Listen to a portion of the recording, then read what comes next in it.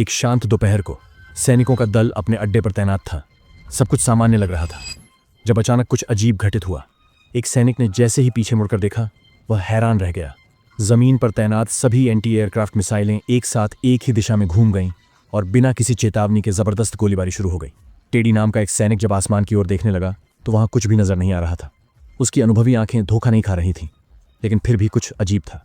वह तुरंत सतर्क हो गया और फिर जैसे किसी स्वप्न से निकलकर कोई स्वर्गीय राक्षस आया हो, एक स्वर्णिम पंखों वाला फरिश्ता अचानक आकाश से बिजली की गति से नीचे आया।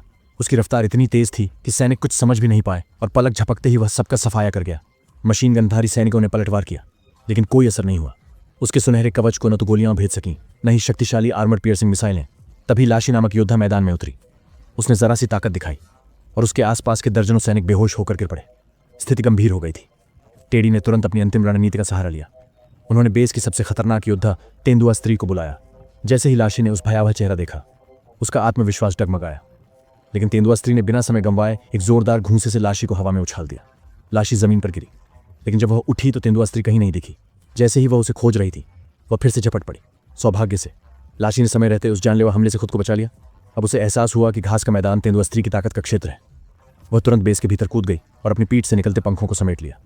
अब आमने सामने की सीधी भिड़ंत शुरू हुई। एक जोरदार दांव के साथ लाशी ने तेंदुआ स्त्री की गर्दन पकड़कर हवा में उछाला और एक जबरदस्त फेंक के साथ जमीन पर पटक दिया। इस तरह लाशी ने अंततः उस भयानक तेंदुआ स्त्री को पराजित कर दिया।